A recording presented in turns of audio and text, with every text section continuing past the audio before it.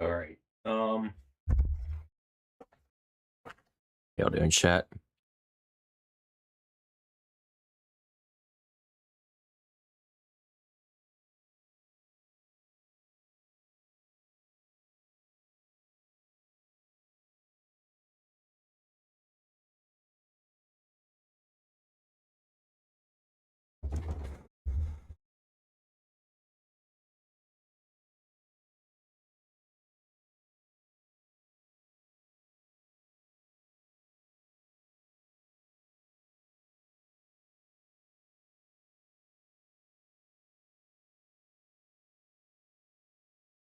Or no? Watch views. Oh my god! Mr. Beast is not uploading today. He just said he's not. He said I just saw like a post to say he's possibly getting married today. Good for him. But there are other videos we can watch. Like this one right here.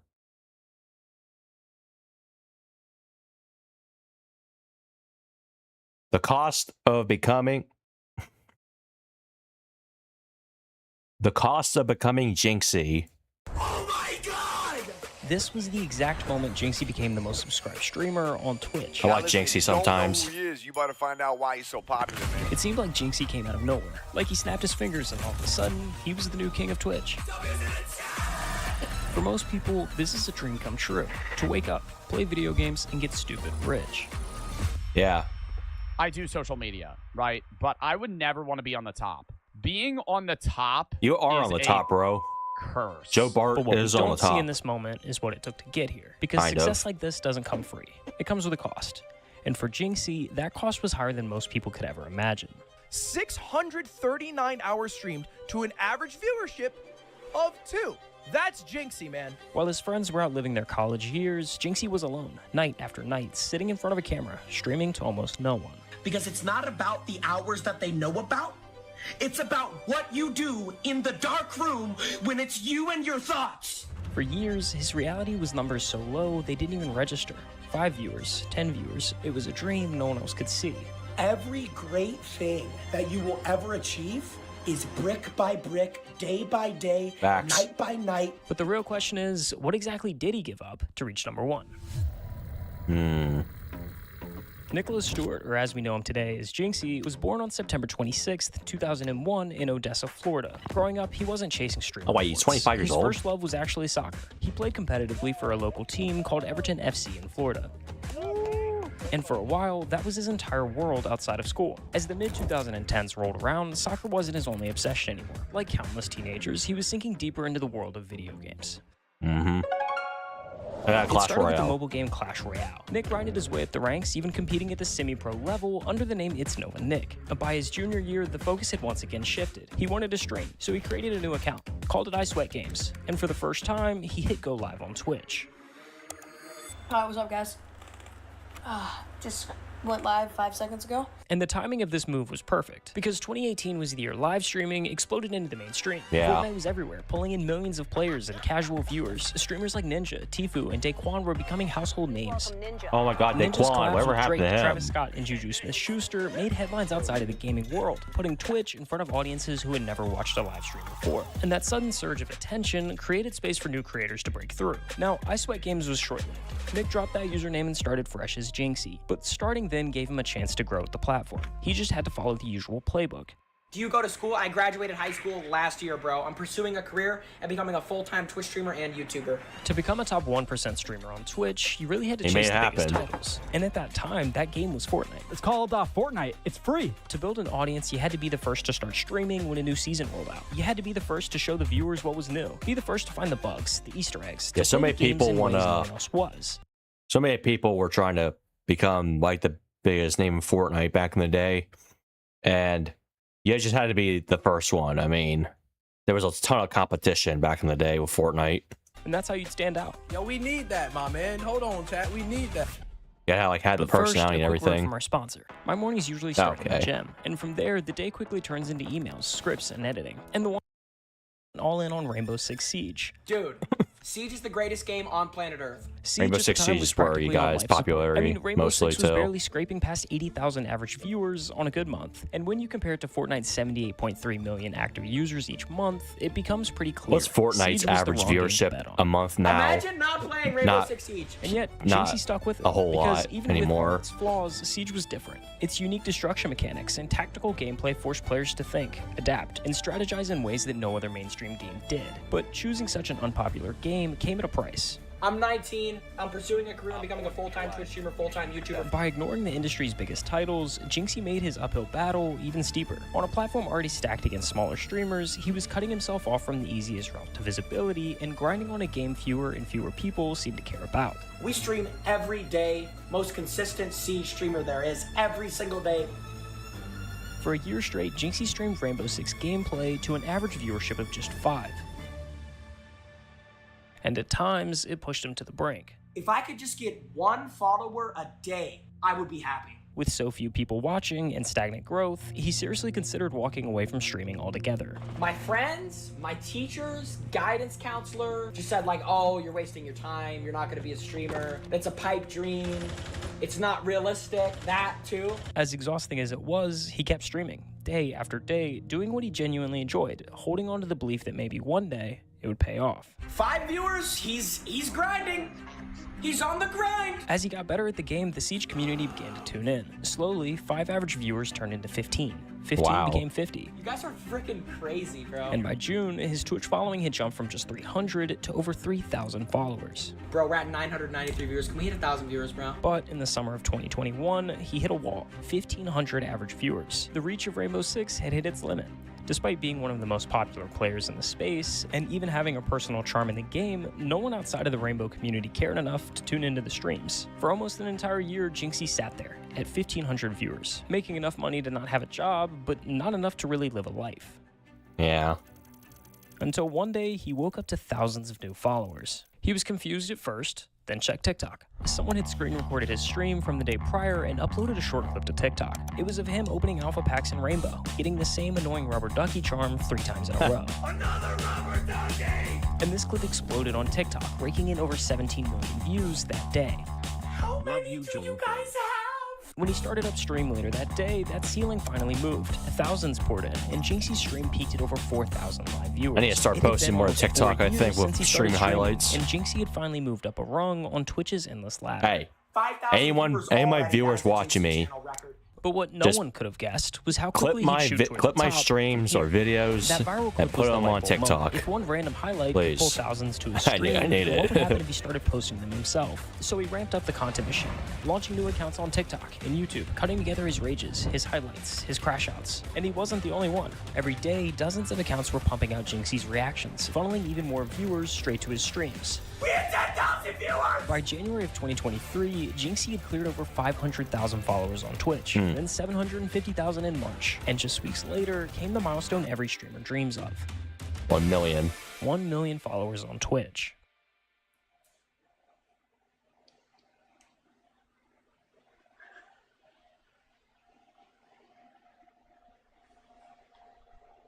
I did it.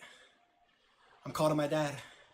And it didn't stop there. Just days later, the sub counter rocketed past giants like XQC and Kai Cenat. Jinxie, Wow. streaming Rainbow He Six had more monthly Siege, subs was than the Kai. #1 subscribed streamer on Twitch.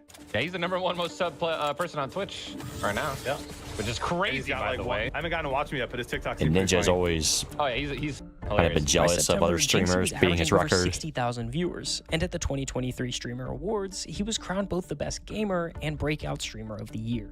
Because the biggest streamer in the world right now is a guy named Jinxie. And for a full year, he streamed on Twitch to an average viewership of 2. It literally just started as an idea. 2 million dream and a subscribers. Yeah, he's streaming like Most. 7-8 hours a day for 5 people. Man. November 2019, 5 viewers. Every great thing that you will ever achieve is brick by brick, day by day, night by night. December 2019, 5 viewers. It started off 5 years ago. 5! I'm pursuing a career and becoming a full-time Twitch streamer and YouTuber. January 2020, 5 viewers. The amount of that'll tell you that you can't do something because they can't imagine themselves doing something. If you have a dream, you have to protect that dream every single day when you wake up. Bro. Facts. You cannot lose if you just don't give up. Literally, bro, the only way to lose is to give up. The crazy thing is why this all worked in the first place. A generation ago, streamers lived and died by the games they played. If the game popped, so did they. But if it faded, their careers went with it. Jinxie flipped that script. Siege was already on life support when he started, so his growth was never tied to the popularity of the game. The climb took longer, but it built a foundation that wouldn't crack when trends move on. If you're the top guy on any stream, you are dealing with all of the bullshit. However, success often comes at a cost. In just a few months, he went from a random kid on Twitch to the internet's main character, and that meant his personal life wasn't really his anymore. Relationships, drama. Oh yeah, Suddenly, it was all Brecky. being dissected by millions of strangers. What was once private became part of the content machine, whether he wanted it to or not. And even inside Siege, not everyone was happy with Jinxie. Some of the OG players hated the new wave that he brought with him. They said his streams made the game less serious, that the culture was more about entertainment than strategy. The exact energy that revived Siege also made Jinxie a target within the game's most dedicated community. But that's the trade-off of internet fame. You work so hard to get everything you ever wanted, only to realize it comes with everything you never asked for. I've been thinking about making this video for a very long time. I am retiring. I'm no longer going to be streaming, posting YouTube videos, posting TikToks. I feel like I lost all my love for it and passion for it. And now it's like, I just don't even want to stream anymore. So thank you to all my supporters.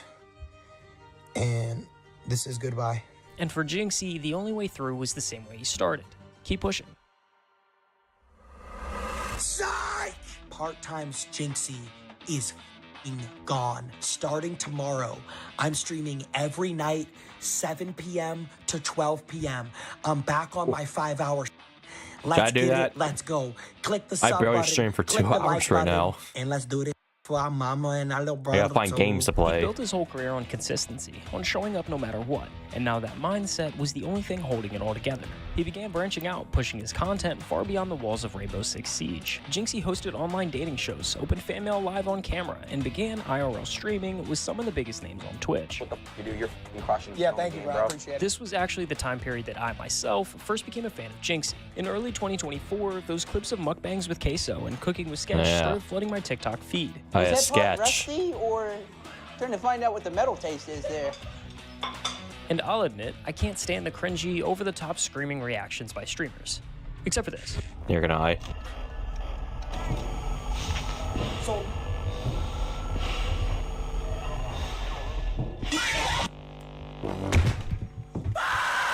That's actually pretty funny. Anyways, this was the first time that I saw Jinxie be more of himself and less of an internet character. These clips, especially the sketch, were hysterical and created trends far outside of the gaming community. You're gonna need a frisbee to cover those pepperoni nipples. These streams took Jinxie to an all-new high, averaging nearly 100,000 viewers per stream and peaking at 229,525 concurrent viewers. For perspective, Twitch as a whole maintains an average of 2.6 million active users at any given time, meaning Jinxie alone had 10% of the entire platform watching his stream. To Jinxie, this made it infinitely clear. His fans were watching for him, and no matter what he streamed, they'd be there. The mental barrier of streaming for performance was gone. Jinxie really just streamed whatever he wanted to. He still streamed Rainbow, but there was constantly new additions, some that even go all the way back to the beginning of this journey. How long have you been streaming, honestly? yeah, When'd you start? I've never even said this, but like I was streaming when I was a freshman in high school. I was streaming when I was 15. So I've streamed on 3 different accounts. I started off streaming Clash Royale. Earlier this year, Jinxie hopped back onto the Clash Royale grind, streaming more and more of Yeah, the he kinda content made used to Clash stream to Royale, just like, an blow audience up a of bit 5. But this time, it he wasn't the came task of to it. performing that was fueling the grind. The same game that lit the spark of his competitive drive was surging again in popularity, and it would be easy to chalk that up to timing or coincidence. Clash Royale was like dead for a bit, and then he kind of brought it back. Jinxie's channel were Clash Royale, with the game's Should player get back count into jumping playing over Clash. 8.4 million in that exact same month. Whether he'll admit it or not, the moment he came back, the game itself seemed to wake up too. And not just Clash Royale. Overnight, a surge of 800,000 players jumped back into Clash of Clans. Like it was I need to almost get back a in brand that new too, release. maybe. And we were I haven't right there checked with in a it. while. I haven't checked in like, I don't know, a few months. But behind every stream, behind all the numbers and the noise, is the life that keeps him grounded. You live with the parents, right? Yeah, I live with like my mom, my brother, my cousin. Off camera, it's not about winning or losing in a video game. It's about family and the quiet moments that never make the highlight reel. A steady support system that's been there from the very beginning, reminding him who he is at the end of the day. To me, family's all you really have in life. Like, you can have like money or fame or whatever, but at the end of the day, all that really matters is like the people you truly care about. So like, I have my whole life to go off and live by myself. I may as well spend as much time with my mom and dad while I can. The success may look larger than life, but at its core, it's held together by simple, real-life anchors that fame can't touch. In today's world, it's almost routine to watch creators blow up overnight, only to lose pieces of themselves along the way. The fame, the number, the pressure, it changes people. But Jynxzi never let those pieces slip away. He held onto them tightly. The laughter, the humility, the roots that shaped him. And more than anything, he kept close the relationship that mattered the most. His dad. I've nothing but like the highest thanks to my dad. When I was like 17 years old and I didn't know what I wanted to do with my life, my dad was the person who told me to just go for it, and he said, you'd be good at it.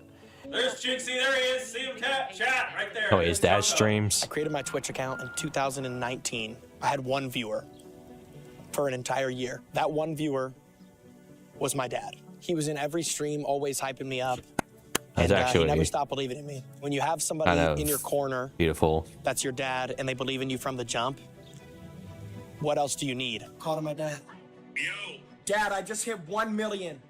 No, I'm watching. Oh, you're in? Yeah. I'm so happy I can't feel my arms. Man. I can't even feel my arms.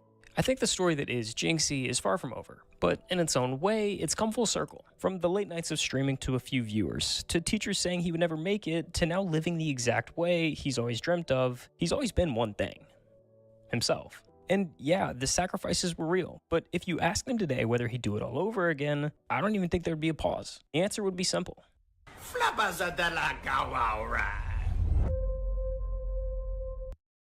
Yeah, I think Jynxzi really is like an interesting story when it comes to blowing up on the internet. But he really did bring Clash Royale out of the... He really did kind of bring Clash Royale out of the graveyard. He really did. He did kind of bring Clash Royale out of the graveyard. He really did. All right, next video is a police body cam. I'm gonna watch it, but I will be right back.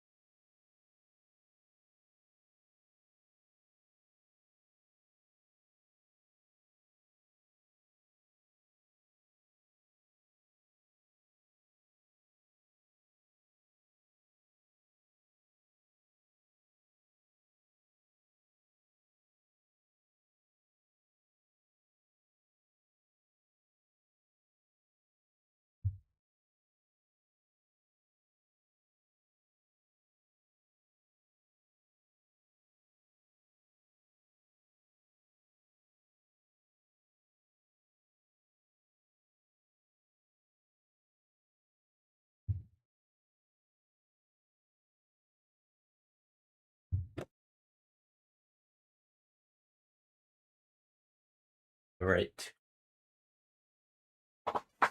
Mason VR just followed. Nice. Thank you.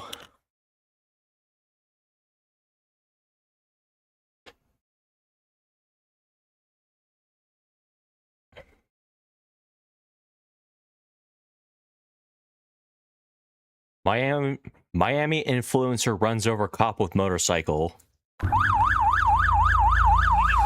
As an officer steps out into the road to stop a motorcycle for running a red light, the cyclist does the unthinkable. Oh, shit.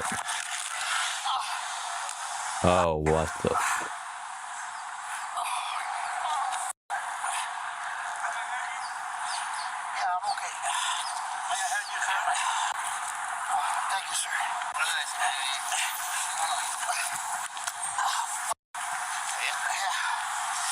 I just been struck by a vehicle. Fled from me westbound. It's going to be a motorcycle, gray in color, occupied by two. Driver has a helmet. So loud.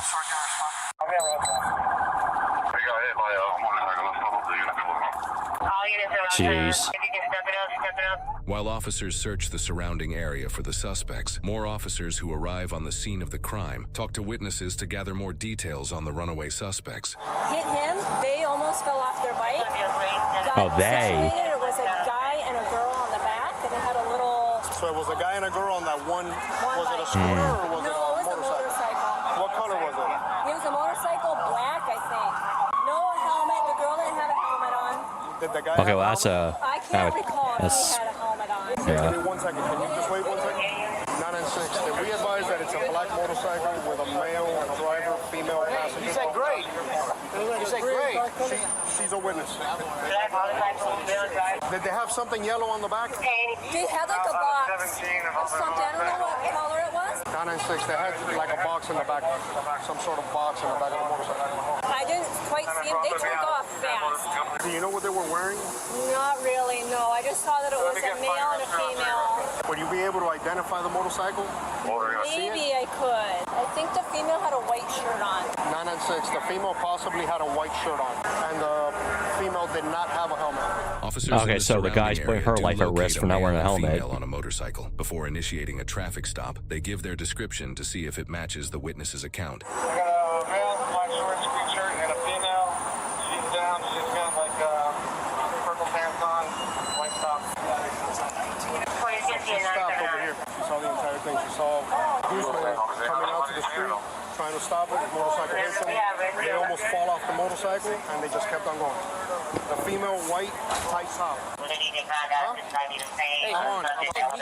He's like disoriented because he was telling me a great car, a stand-up scooter. He was all over the place. He's all over the place, man. Hey, he told me stand-up scooter. Did you hear him first come on? The motorcycle was going pretty fast. Yeah. Oh, when I got here, it was all over. Complicating matters even further, the male and female on the motorcycle that officers were about to initiate a traffic stop on cause a multi-vehicle car accident, resulting in serious injuries for the female riding on the back. Oh, they crashed. Hi, sir. Hey, how are you? The guy's perfectly fine, but she isn't. How does that make sense?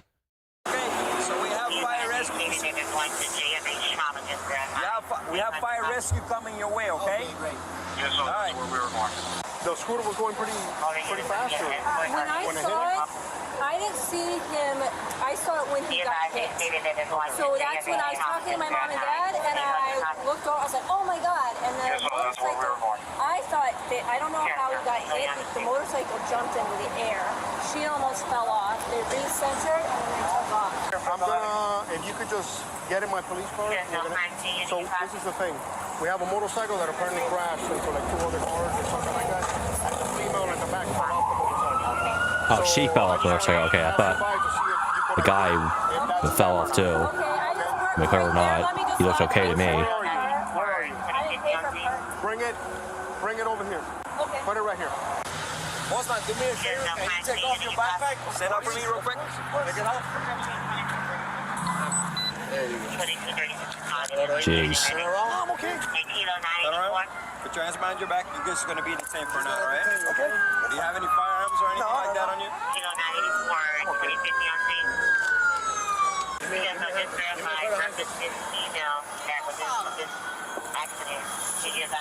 Related to the hit and run versus the female not having on their motor help.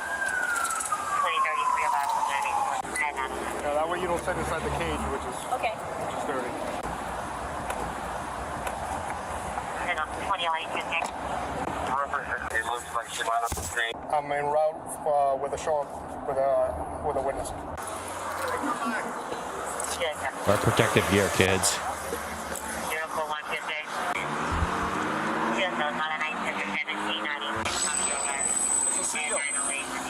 ¿Hay alguna pistola o algo aquí? ¿Alguna pistola o algo acá? Okay. Hey, mommy, how you doing? What's hurting you the most? Neck, back pain? Okay. Tell me it was on. Your LOC, Like she did have a helmet on. Okay. So she did have a helmet. She didn't lose consciousness. It's just the hip. She's on the hip. We're gonna take her to Jackson Hospital. We have to wait a little bit, okay? We have a unit coming over because they're possibly involved in a Eavesdropping. Involved in another officer, criminal. Yeah. Okay.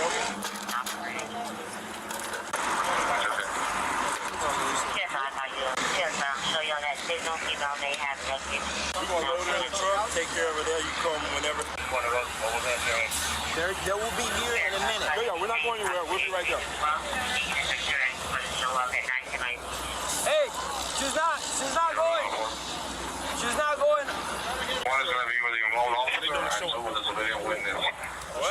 It's gonna take a second and you guys can load her up. She's not gonna transport yet. No, not transport. We just gonna get her in there. Despite saying they won't transport her, EMS informs officers that they actually do need to take the female to the hospital to treat her injuries. While the officer transporting the original witness is still on the way, a motorcycle officer escorts the ambulance to the nearest hospital. Wait.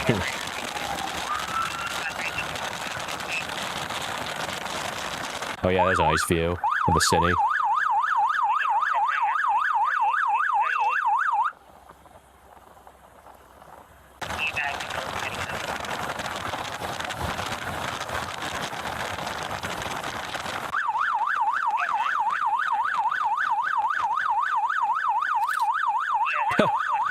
Doesn't even slow down.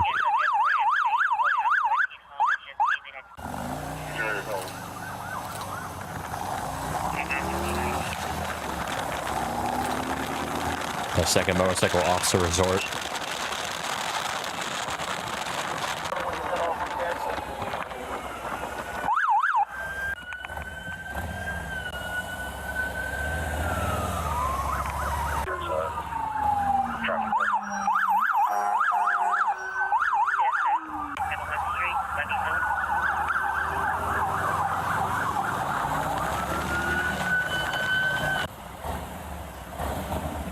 Step out a second and look at the motorcycle. Yeah. And tell me if that is. Yeah. And then that black helmet looks like So yeah, she says that she's pretty certain that's the bike. As far as the female, she says the female had a ponytail and a white tight shirt. Yes. Okay, so it was the same people. Oh, that's probably why they wanted to transport her, because they want to see if that's actually who it was taken to the hospital for his road rash injuries. After medical clearance, an officer gets ready to transport him to jail. Stand in front of the PO. Stand right in front of there. Right on it, right there. Perfect. Don't move from there. All right, let's get it. The left side is hurting a lot. Yeah, unfortunately, they're not made for comfort, and I can stick my whole finger in there. But it's gonna be a quick. It should be a quick drive, okay? I'm gonna watch out. Go ahead.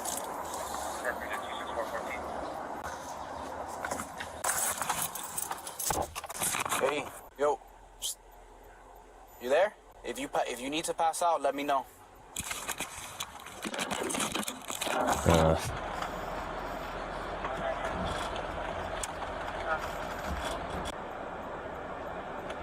Face of regret.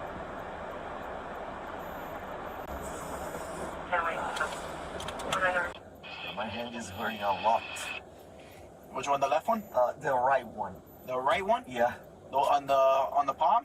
Yeah, it's like kind of hot right now. I'm very, very, very uncomfortable. See if you can lean up. Can you lean forward or no? I can, but it's... Oddly relevant tattoos. No easy way out. Feet out and all. Stand up for a second or... No. That's fine.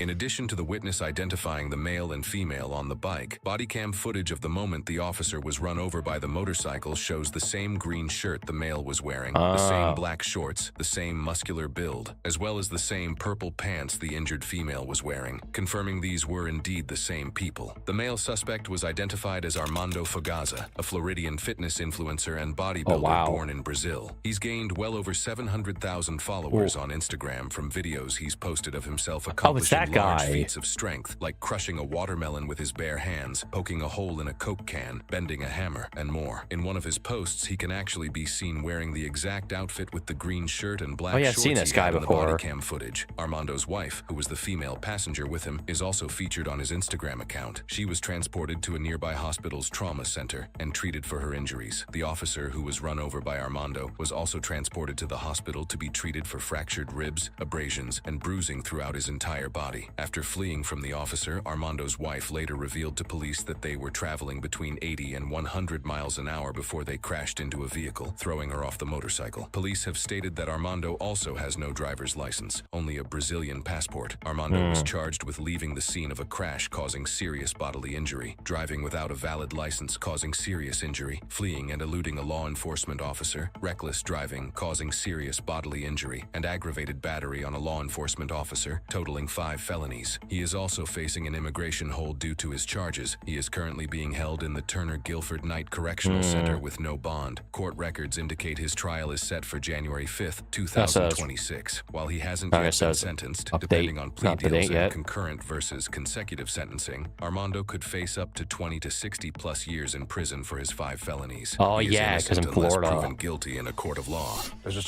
Jeez. Yeah, I mean,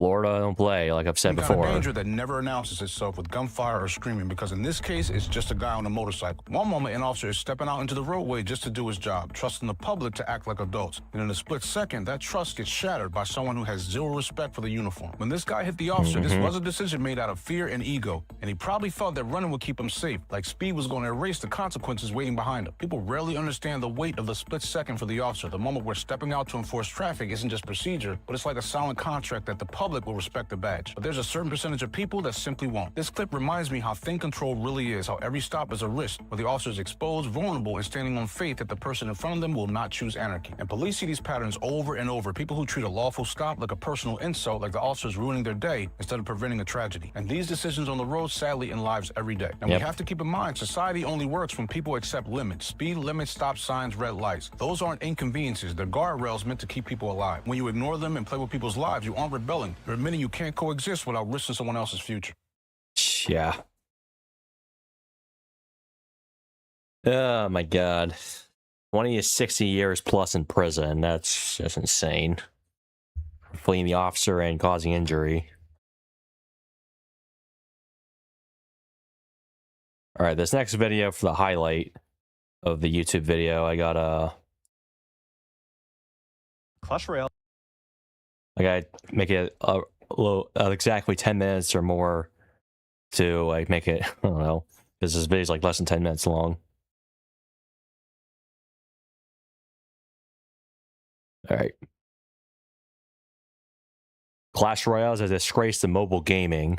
Clash Royale went from topping every mobile free-to-play chart to allegedly rigging matches and desecrating what once was a titan of mobile gaming into a game that matched, I haven't played Clash Royale in a bit. Player base into giving up. In July 2025, Clash Royale made $77 million in a single month. A 9-year-old game that everyone had written off as dead had pulled off one of the biggest comebacks in mobile history. 8 months later, its biggest streamer had quit, and the revenue had fallen by nearly half. And to I mean, yeah, Jinxie kind of did make Clash Royale come out of the graveyard a bit, but I miss the OG Clash Royale. Like they had, nowadays it's just all a bunch of random stuff. I mean, I know some people like it, but I personally don't. That's just my opinion, but I mean, I miss like the OG battle passes and the OG style gameplay and, you know, everything that was original about it. But that's never going to go back to the way it was. That was back when I first started playing. I started playing it 2017, so like a year after it launched. I started playing Clash of Clans around the same time as well. Understand why throwing away the luckiest second chance in the industry's history was so unforgivable, you have to go back to when this game was the best thing on the App Store. Clash Royale launched globally on March 2nd, 2016, and was an instant hit. It was both #1 most downloaded and #1 top grossing on the US App Store on day one, and made roughly $1 billion in its first 9 months. Within months of launch, Tencent valued Supercell as $10 billion and bought most of it. Clash Royale was, Tencent owns a real-time Supercell? card game that everyone knew, with a skill I didn't know ceiling high that. enough to build an entire esport on. In the Clash Royale League, regional teams had a prize pool over $1 million. Yeah, it's a big game in the esports community. Was a game where the better player won. Years later, one of the I might most do some upvoted Clash Royale comments stream on someday, I games don't on know. Reddit would put it like this: this game could have been a second chess. Instead, they made it pay to win. That didn't happen all at once. See, that's the thing with games.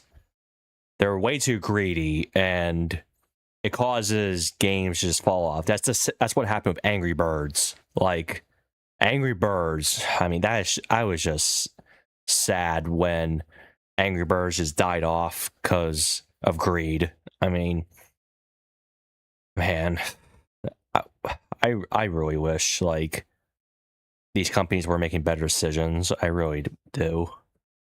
It happens one update at a time, like boiling a frog. Each update made a ton of money, which is why it kept happening. The first real crack came on October 25th, 2020. Champions. When a new class of card called Champions launched. Champions were stronger than normal cards on purpose. They had a button you could press mid-match. That wasn't a bad update, I'm not gonna lie. And they were behind King level 14, a wall that took most free players months or money to climb. On their own, Champions were fair. The base card was weak.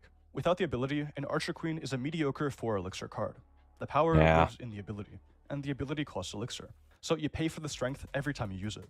That's a balanced trade. Obviously, the Archer Queen is one of the best ones. She goes invisible. Then came what the community started calling Scam Royale. In 2022, Supercell added level 15, elite levels, which needed a new currency that was almost impossible to earn for free and very easy to buy. Reaching max level without spending went from slow to almost impossible. Players called for a boycott. Supercell shipped it anyway.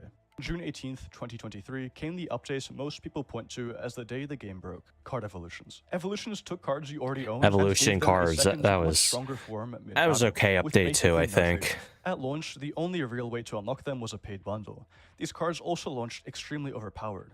This was essentially oh my god, the evolution skeletons were so fun to use. Intentionally, so you're forced to buy them, and then they nerf it into the ground after you already gave them your money. And then they nerfed their cards after a bit, too. They didn't ignore the data. They loved the data. Evolutions made $80 million in their first 6 months. Wow. Every update the community hated produced a revenue spike, as players bought in to have even just a fair chance at playing the game. The game lead said it out loud at a conference this year. When you push out cards that hit the sweet spot between pay to win and pay to lose, you get viral spikes in player engagement. This was a stated design principle. By 2023, the game that had made nearly $1 billion in 2017 had fallen to around 170 million. It's the worst year since launch. Throughout 2024, free player progression had been quietly cut somewhere between 50 and 70%. But there is one more reason free players are checking out, and it's the hardest one to prove: rigged matches. This is something both I and large sections of the community have been speculating on for years. Based on Supercell's behavior, Clash Royale isn't purely a strategic game anymore. It's a money-making machine, and if they were rigging matches, the player base would be the last people they would admit it to. What we do know is a post recently surfaced from a team member allegedly saying that matchmaking is engineered to maintain a 50% win rate by pairing you based on trophy count, recent win streaks, and specific card combinations, further stating that the system is designed to slow progression. This post was then taken down by Supercell moderators for lacking evidence. Frustration is one of the main reasons people keep playing and buying stuff. If players have the thought that if they had a shiny new troop, their win rate would get better, they will buy more. Nobody outside the company has hard proof that a system like this exists. Some users have done data analysis and concluded that matchmaking isn't rigged, but this was the game 5 years ago. By early 2025, this should be where the story ends. A great game, slowly strangled, bleeding money, hated by the people who still played it, and in March, Supercell ran one more economy overhaul, the one named A Tale of Thieves. Truly is a tale of thieves. Gutting free progression again with no announcement. The game manager would call the backlash some of the worst they'd ever seen. That is the state that the game was in when something happened that no script could have predicted, because Supercell had nothing to do with it. In April 2025, a Rainbow Six streamer named Jinxie started We playing had that Clash in League of Royale Legends as well, by the way. basically as a joke. 40,000 people. I don't know anything about League of Legends really, but other huge streamers piled I in. imagine Then it's the Mr. same Beast came back. concept. The biggest names on the internet picked up Like a same 9-year-old like mobile concept game that and made these it popular companies again. are And the doing. numbers did something games this old simply do not do. Monthly revenue went from around 15 to 17 million before Jinxie, up to 28 million in May, and 77 million in July. By Supercell's own blog, new players were up 500% year over year. Supercell did not engineer this. They didn't run a brilliant campaign. A streamer got bored, his audience followed, and a dying game got the single luckiest second chance in Jinxie basically saved them, pretty much. I mean, like, they were hanging on by a thread, and then Jinxie just came in and saved it, basically. the history of mobile gaming. Free, handed to them on a plate. All they had to do was not screw it up. They screwed it up on November 24th, 2025, right in the biggest run the game had seen in 8 years. This is when Supercell shipped two things. The first was level 16, a new card level that added nothing to how the game plays and cost more money to reach. No new ability, no new strategy, just a higher number you pay to climb. What is so meaningful about adding another level to the game? Exactly. It does nothing. Players summed it up with one line. No benefits, just costs more money to play. The second thing was heroes. This is how mobile games are now too. Almost all of them. Base card is Pay to already win, good on its own and identical to the base card, which the same amount just of takes the elixir. fun out of it. Without the ability, a hero plays exactly like the strong base card. With the ability, it's the same strong card plus a free upside every time you play it. No elixir cycle, no real cost. What's worse was that the ability often provides more value than the elixir costs to play. Most heroes released extremely overpowered, and right out of the gate, you could put 2 heroes in your deck. The community called it the worst update the game had ever seen. The original developers strived so hard to balance the game, make it competitive. The modern devs are like, competitive? Money go brr, right? It removed half the skill and half the thinking. The hero's announcement was one of the most disliked videos Pretty on much. the entire channel. A streamer can bring you back to a game, but if the game feels bad, you leave again. There's a champion added, like it's actually fun. It's like a new card. Heroes aren't exciting because, oh, No. it's just a musketeer, but now it's more broken. Revenue fell by nearly half within 3 months, from around Oh, 68 wow. million in September to 37 million by January 2026. The comeback was erased almost as fast as it arrived. Jinxie streamed it less and less, and on February 6th, 2026, he officially quit. I am quitting Oh, Clash yeah. until I see something get fixed. The community has So he seen kind it of coming saved for it for a months. One bit, comment and from the then it previous just October had a single warning. went downhill They got a again. second wind, a lot of it thanks to Jinxie. They better not blunder it again. They did blunder it. When people bought champions, they added evolutions. When people unlocked all the evolutions, they added heroes. Each update forced players to spend more money than the previous. On February 10th, 2026, the CEO of Supercell published a blog called Clash Royale, a historic year. It celebrated the best year the game had seen since 2017. It credited the team's design decisions and an in-game Michael Bolton It was like campaign. peak Jinxie was not in it. Creators were 2020, not in it. you The know. single reason any of it happened did not make the post. Jinxie's response, probably the biggest spit in the face I've ever seen.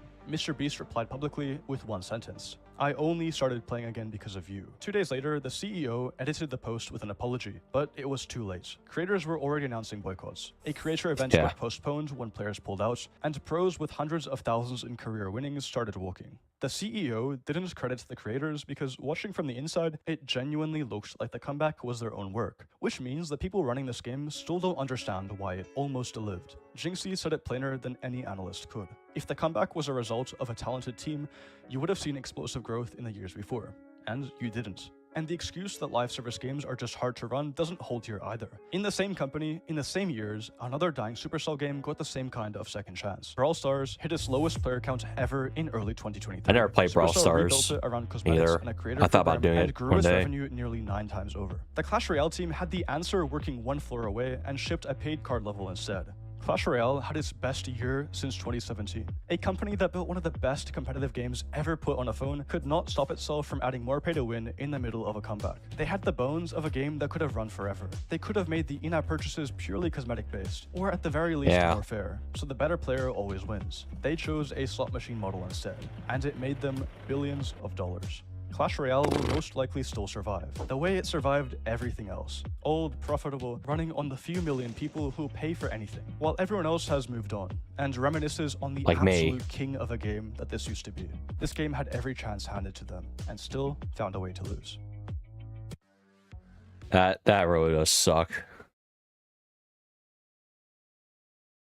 So that's the thing with mobile games now. It's all a cash grab.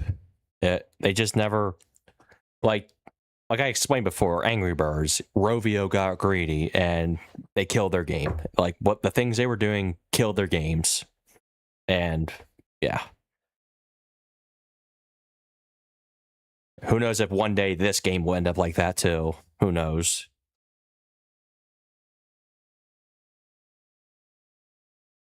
Okay, this next next video, it's gonna be neat because it has to do with like stuff I'm interested in about cars. So, hang on, let me get a drink real quick. We're gonna watch this. Grab my fridge here.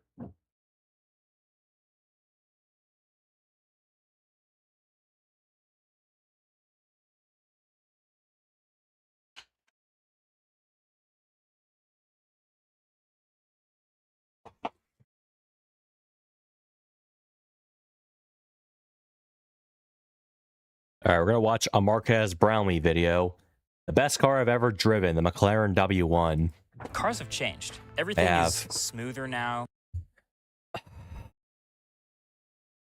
You see, when Ferrari unveiled this, it was just a big FU to the people who love Ferraris and cars.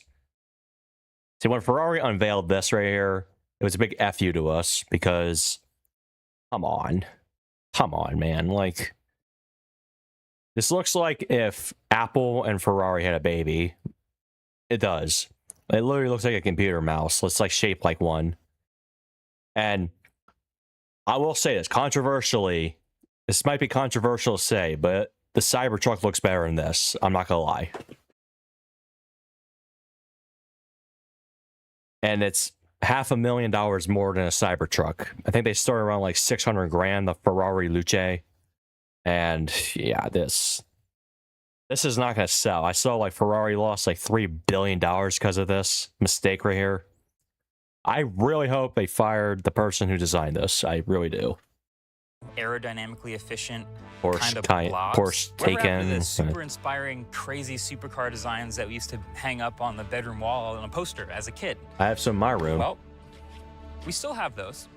So I did a video a couple years ago on hybrids. Is that going to sell well? Not profit or anything, but like the end point of that video, yeah, hybrids. Talking about how electrification is here. Hybrid supercars are here. The Holy Trinity from back in 2015 was just the beginning. Man. Now it's 2026.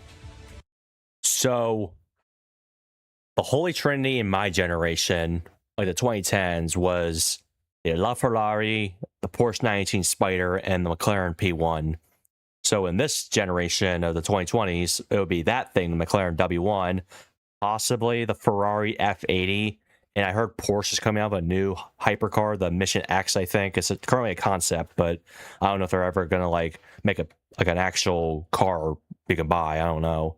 Currently a concept. They haven't like announced that it would be publicly available. Like they haven't announced it for sale yet. Well, let's see the McLaren W1. And we've got this, the W1, the successor to the F1 and the P1. And those are some big shoes to fill. All of the groundbreaking driving performance and technology and experience the that F1 comes is with obviously the best car they've ever made. Is here. Or ever. And I get to be one of the first people outside of McLaren to drive it. Today's gonna be a fun day. A lot of people say the greatest supercar of all time is the McLaren F1. Still the fastest naturally aspirated car ever made. I've never seen one, I probably never will. And its successor is my favorite car of all time, the McLaren P1, member of the Holy Trinity. I've only seen two of those. 3 hybrid supercars, I was lucky enough to get to drive one. Unreal car. The type of car where most owners that have 20 or 30 other cars still say that that's their favorite one to drive. Now, the W1 is next up. From the powertrain, to the aerodynamics, to the track performance, it is closer than ever to a literal Formula One car with a license plate on it, and I cannot wait to experience Oh, yeah, it's got Formula One technology. Time to A drive. lot of the new cars, like Mercedes has the new AMG 1. That's like Formula One tech, but it's not street legal in the United States. Oh, the doors open like that? Or gullwing doors?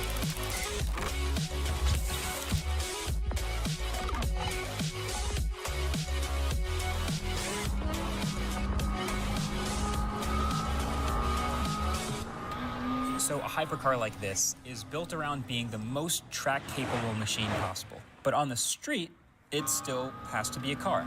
Still a really fast car, obviously. Now, you might be wondering how it compares to the Rimac Nevera that I got to make a video with. That was the world's fastest Never seen one of those car. yet. All-electric, all-wheel drive, instant torque. And, well, the Rimac is still faster in a straight line. That still beats everything. But that's not the whole story. It makes it look like McLaren is chasing everyone else by doing Aston Martin trendy thing Valhalla. because this is yet another brand new That would probably be one of the holy trinities, that the Ferrari F80 they just showed.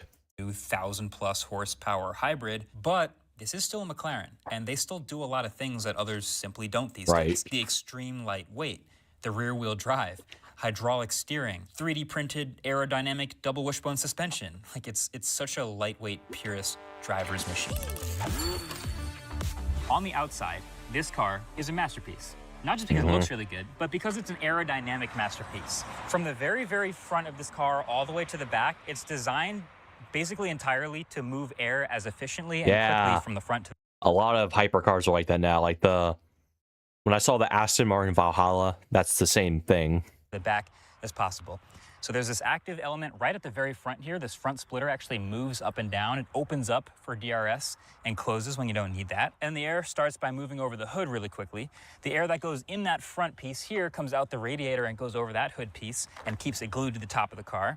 You move air down the side, it gets sucked down in here, and the air then channels along the side of the car through this massive inlet. I mean, the door is basically a bunch of holes. And this top piece right here kind of looks like a roof scoop because the P1 had a roof scoop up there, but it's not. It's actually just a piece to keep the air continually moving over the top of the car. And then you get to the back with this active rear wing, which does a lot of moving, as we now know, and this huge rear diffuser, which completes the ground force effects. The air leaves the back of the car here twice as fast as it entered the front. And then you got that exhaust, and it's not bad looking. So then this is the key to the McLaren W1. So the thing about these McLaren interiors is they've been improving them a lot over the years, and I think the biggest knock on McLaren in the past decade has probably been both reliability and Gullwing build doors quality. don't look too bad on it. This is easily their best looking and most interesting interior of all time. It's crazy. First of all, these seats are built into the carbon fiber structure of the car. And then I love this knit material is so interesting. It looks really cool, kind of like those concept cars I've seen at CES. So I'll pull this handle down, and this is what it's like in the driver's seat. I don't know if I'd fit in that. There's a floating display over here. I've sat in a McLaren before. It's kind of tight. Wired Apple CarPlay. Not that you're going to be doing a whole bunch with the tech in this car, but then there's a display in the back here, and this whole binnacle is basically just like the way it is in some other modern McLarens, like the Artura. You have your suspension controls on the left, which can go up or down, and then your powertrain controls on the right, which can also go up or down. And then this whole thing moves with the steering wheel. So if you move the whole thing up or down, it looks pretty good. And then this material is everywhere. So there's Bowers & Wilkins speakers through the whole cabin. But like this speaker, for example, here has the material over it, but it should be acoustically transparent. I think it looks really good. These carbon fiber aero ducts for your air conditioning, all of that looks fantastic. There's a little hole in the seat here. There's also a fire extinguisher. Yeah, Pagani have those too. Here, which is where I'm going to put it. But you can also move that back to expose another cup holder. So 2 cup holders, count them, in this car. Very practical, or maybe not. If you pull this little button right here, it gives you access to this backspace behind the driver and the passenger, which is good enough for maybe 1.5 duffel bags. I'll call that a duffel bag and a backpack. And then, of course, since there's no other rear visibility here, you have a camera to have Aston Martin Valhalla has that too. Turn it off, that mirror sees nothing. But you turn it on, and that camera is very useful, even though the whole bottom quarter of it is taken up by the rear wing, that's cool. I like seeing the rear wing. It moves a lot when you drive. But yeah, this is a nice place to sit. Look, this handle right here, you're holding carbon fiber, but that's also where you open the door. That's really nice. And then you have the speaker, and you've got these little LEDs in here, which I think you can see, which at night I'm sure is much more dramatic. And then you're essentially sitting in a carbon fiber tub. But here's one more crazy element. Since the seats are fixed in this car, there's a little latch right here, which you can pull to move these pedals towards you or away from you, which is how you adjust your seating position. You don't move the seat, you move the pedals away from you and the steering wheel into place where you want it. Nice big carbon fiber paddle shifters, a little bit of glass in the roof, and the world's thinnest sun visors. I think I'm comfortable saying that. These are like barely compliant, thin carbon fiber sun visors, but hey, they get the job done. Then in the roof, you start the engine. The drive. Comfort mode to start. The first things you notice, obviously, are being lower to the ground. It's pretty awesome, actually. It rides really well. So these are not the best or worst roads in the world. These are actually pretty tight Italian mountain roads that they have us out here testing the car on. I noticed the car absorbs potholes really well in comfort mode. Not the loudest thing in the world, and the accelerator pedal is not too twitchy. Visibility is also, I think, actually pretty great. So the windshield's big. It's got this huge window next to me, and it's a split window, which means when I put this down, only the bottom half opens. I can pay the tolls and wave to people. And then behind me, well, there's nothing actually open behind me, but I am relying on this rear view camera, which the bottom fourth of it is basically entirely blocked by the rear wing, which is hilarious. It's not the worst visibility in the world. It's like B+ visibility for what this car is. The car is definitely wide, and this is a pretty tight road, so I'm feeling that every time I turn. But the other thing I feel every time I turn is the hydraulic steering. I don't even have to be going that fast to feel that McLaren continues to do, in my opinion, the best steering in any supercar with their hydraulic steering. If you open up this car and explode it into 1,000 little pieces and look at the suspension parts, the double wishbone suspension that is 3D printed. So right now it's soft. Comfort mode is actually comfortable. The battery in comfort mode is just doing the torque fill to give you a responsive gas pedal at these lower RPMs that you cruise around at. And it's incredibly effective. It is actually a pretty tiny battery. It's just 1.4 kilowatt hours, but it's a radial flux e-motor straight from Formula E. So it is super power dense, and you can even go up to 1 to 2 miles on electric only before the engine actually has to turn on. I don't want to bore anyone with too many technical details here, but I do think that these numbers will help you appreciate how ridiculous this car 916 horsepower. Is. On the left here is my benchmark for a it's got really, 1,200 horsepower. really fast car. That's the newest Porsche 911 Turbo S, and this is the W1. Man, I love the Turbo S. On the left, the 630 horsepower is from the engine alone in the Porsche, but it's a hybrid, as you may know. So that adds 80 horsepower from the electrical system, totaling about 700 peak horsepower. It's very powerful. The W1, on the other hand, has a brand new in-house twin-turbo flat-plane crank 4-liter V8 that makes over 900 horsepower by itself. And then a ridiculously powerful and highly developed electrical system that adds 342 more horsepower. So the totals are crazy, and the torque numbers are also crazy, but that's not the craziest thing. The W1's a hypercar, not a supercar. Is this car is also a featherweight. So these are the weights of the cars down here. Considered a hypercar, which is a normal car weight for a hybrid. 1,399, that's the dry weight that McLaren has quoted for us, but let's add fuels and call it 1,450 kilograms or something. That's still under 3,200 pounds, which is insane. So the power to weight ratio of these cars, I mean, they're in completely different leagues. All of that to say that the 0 to 186 mile-an-hour time for this very fast German Autobahn missile is about 22 seconds. It's really fast. The W1 will do that in 12.7. But now, you know, these cars, I've talked about it before, they have multiple personalities. This binnacle right above the steering wheel, just like the Artura and the other new McLarens, changes my powertrain. I don't like the Artura, really. So I'm gonna go to sport for both. So now everything stiffens up a bit. It's a little bit louder. It's a little more aggressive with the gear shifts and more responsive from the accelerator pedal. So the sounds of this car really start to come alive more in sport mode. As you heat this thing up, you can hear, I think the most prominent sound besides the engine is the flutter, the blow-off sound. I've driven McLaren 750S. You can watch some other McLaren review videos on the Autofocus channel, but you do get these long The 750S. pulls. The gears are not as short That's what as that like was. the 750S. Yeah. And you get these long pulls with a ton of torque with the fill from the hybrid system all the way from the bottom to the top of second gear. There's 8 gears to this gearbox. No reverse gear, by the way. That's just with the electric motors, but man, this is such an interesting car. It is, on one hand, it represents a lot of what's happening in the rest of the hypercar world with what a lot of people actually don't really like that much, to be frank. Like, of course, a ton of horsepower, 1,200 horsepower, crazy numbers, ridiculously capable, but also a bit less communicative, a bit less emotion than some older cars. But at the same time, they're also doing a lot of what people really like, especially what McLaren's done well in the past, keeping the lightweight philosophy. This is a 3,000-pound car. That's crazy.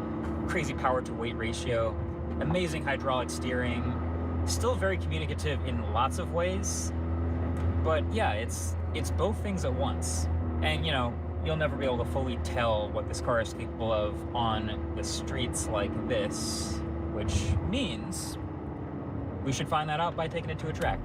Let's go to the track. For the So it's track experience, focused, McLaren too. has reserved Mugello Circuit for the day, and this track has everything. 15 turns, twisting S-curves, 50 feet of elevation changes, and a long 1 kilometer straightaway through the start/finish line. The Tuscan Grand Prix was actually hosted here in 2020, so it is literally an F1 grade track, perfectly smooth, which is a great opportunity to finally put the W1 in race mode, which drops the suspension and fully extends the rear wing back by almost a foot. Oh. It moves so far back that it essentially becomes an extension of the rear diffuser, which, fun fact, is actually no longer street legal because it extends past the rear bumper of the car. That will not be a concern here, though. This was a chance to finally actually open up full throttle, 1,200 horsepower, and see what this car is capable of. It's the dream experience, if you ask me.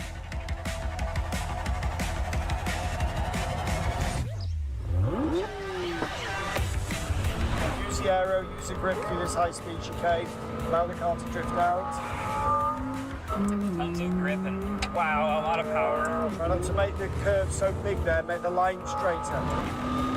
Wheels put to the right.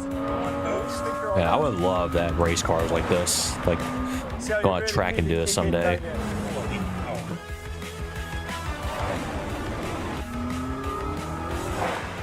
So how was that? Wow, what a car. Yeah, it is.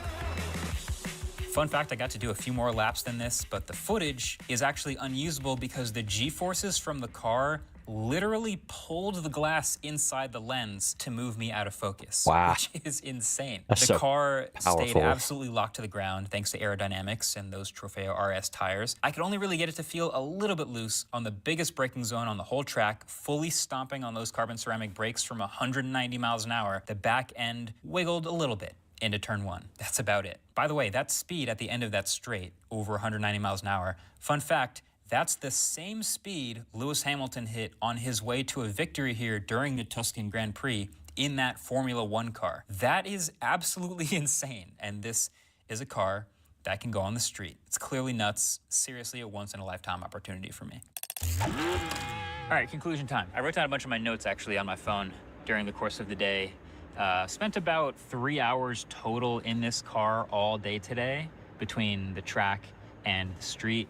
My highlights for this car are, 1, aesthetics. Because, I mean, come on, anhedral doors. I think this interior looks amazing. I think the materials that's a are nice really interior nice. right there. And the build quality on top of that. This is also a prototype car, technically not finished, but I want to give it credit for that. And 2, the drive, People already the bought them character, the already, way I'm it can split assuming. between They didn't start like delivering a them road yet, trippable obviously. car with actually a little bit of storage in it to a track monster, an aero monster, a power monster is sick. It's what you should expect for how much you'd pay for this car. We'll get to that. It is still a hybrid. Oh, you guys tell us the price of it. I already looked it up. I want to see what he says. Obviously. This car did not throw 0 faults at me today. It also had some weird door latch stuff, but again, it is a prototype, so I'll give it the pass for now. But there are concerns for the long-term stuff. But I think McLaren in general has gotten way better with build quality and the things we've thought about with McLaren in the past. So I'm optimistic. The car that this reminds me the most of is the McLaren P1, which I was lucky enough to drive. It sounds a lot like the P1. It's ridiculously powerful and The P1's almost lag-free like the P1. a great A lot car. of these other cars, especially McLarens, are very powerful and very light. And they're not laggy, but the turbos take some time. And this deletes that lag, and you can feel it. While you hear the engine spool up, you feel yourself accelerate from the electric motor. It's awesome. There's 399 being built. Okay. $2 million plus. Yeah. We're probably never going to see it on the road, just like P1. So the best chance you and I have of seeing this car is in videos like this. So I hope I was able to do it justice. Again, the 3 hours I spent behind the wheel. They go up to over $3 million, I think, too. We have a new poster car for the bedroom now. Yeah. So the only, like, it's called the Ultimate Series McLaren. The only ones I've seen are the P1, the Elva, the Sabre, the Speedtail, the Senna. I have not seen the W1 yet. I have not seen F1 yet either. So, yeah. And they also just unveiled the new 788 HS as well.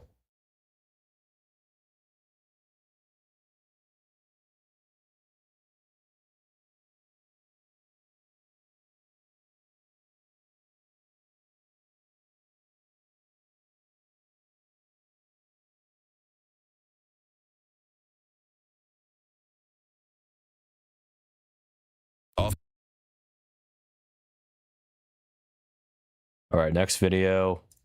Oop.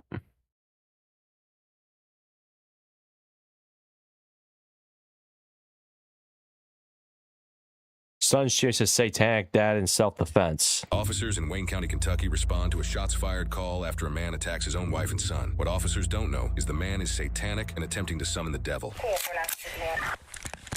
Also, Sheriff's office! One. Stay back! Sheriff's office! Sheriff's office! Hold on. So he got any weapons or anything? Yeah. What's he got? A pistol? The suspect's son informs officers that his father could be armed. He'll also soon reveal that he shot his own father during the altercation that started all this. Daniel, seats.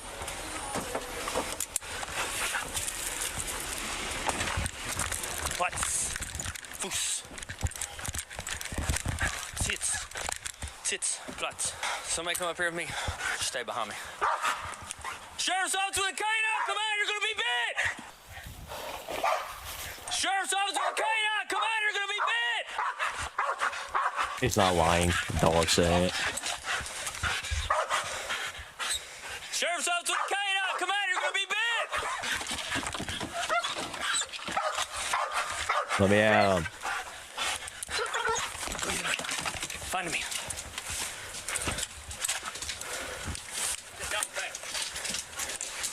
Go find a man. Go find a man.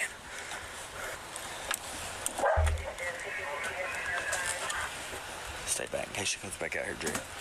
Dunya, find a man. He's got a door shut. Dunya, Foos. Foos. Dunya, Foos. Come here, Dunya. Dunya, come here. Dunya, come here. Foos. Foos. She go outside. Check her on back. Dunya, here. Foos. Here. Platz. Come here. Platz. He ain't run out back, has he? Somebody needs to watch the back. Sheriff's office, show me your head! Show me your head!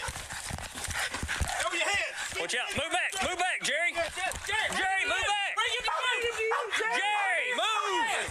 What are you doing? Walk out now! Jerry, move. Come out now! No. Come out now! Come out. Or you gonna get dog bit. Come out now! You're gonna be bit! Get the man, dude. Get on the fucking ground. Get on the Ah, ground. he's naked. Look at here. Look at it! Hey, you officers, look at it! Look at it! Get him, Dunya. Look at it! Turn that taser off. Turn it off. Look at it! Get it. Get on the fucking ground. He's using the baton. Get off the fucking dog. Get off. I'll touch fucking dog. Get off my fucking dog. Get off my fucking dog. No! Get back! No! Get in the house! Get in the house now! Stay back! Get off my fucking dog. Put your hands behind your back! Put your hands behind your back! That was gross. Get your other hand behind your back!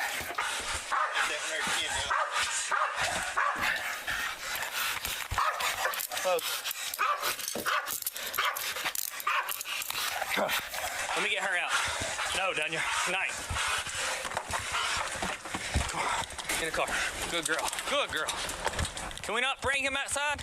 We have any idea who he is? I have no clue. Where's the shot at? The only blood I see that's dried is on his leg. There's a spot back here. What about his butt back there? Can y'all get his shoulders and stuff? Ready? 1, 2, 3. Where we going with him? Just right here. Gunshot wound to the butt. What did he shoot him with? I don't know. I've not even talked. Is it him? The one that done the shooting? I don't know. Well, this young boy, or this boy kept coming up there hollering, "That's my dad, that's my dad." Sheriff's office, I need you to talk to me. We got EMS coming. Nah, he's knocked out. No. Do you know who shot him? You did? What'd you shoot him with? What kind of gun is it? A 22? Did you shoot him in the buttocks around in that area? Hey, what's his name? Josh. This is the gun that Jacob used to shoot This him. one? That one, and I shot this one up in the air on my back. Oh my God. Just trying to get him off of Jacob. Please, let me speak to my dad. Just hang tight, man. What's he on? He's not on nothing. Nah, he's Yeah, he has to be on something. He goes to the Suboxone clinic. Well, he may be on something else because Look, he's got into this Bible that he's been reading, and I've been reading it with him. He's a good person. This Bible. it's like he's trying to OD on us right now or something. Hey, come on, talk to me. Hey, Josh, you having some kind of mental thing, or you seeing people? Tell me what's going on. Josh. He still got a strong heartbeat. He's high as f***. Josh. Like the only thing that's happened to him is where you shot him in the butt or whatever, and he got dog bit in the leg. So that's nothing to make him be acting the way that he is right now. And the reason why he got dog bit is because it's better than the alternative measure of shooting him. Hey, Josh. Hey, Josh. What's going on with you? When EMS gets here and we get him situated out, all right, well... He's a good man. Okay. It's not his fault. Is he prescribed like any kind of medication for like... Just the Suboxone is all. Here, let me speak to my dad, please. Okay. If he's able to talk, I mean, he's so out of it right now, he ain't even talking. Yeah. I want to see him anyway. Okay, give us just a few minutes, man. Josh. Hey, where you hurting at? Hey, get an ETA on EMS. ETA, EMS. Here's the gun. It's 22. Here? Okay. Okay, maybe this one is... Yeah. I gotta post the highlight of this one. How many?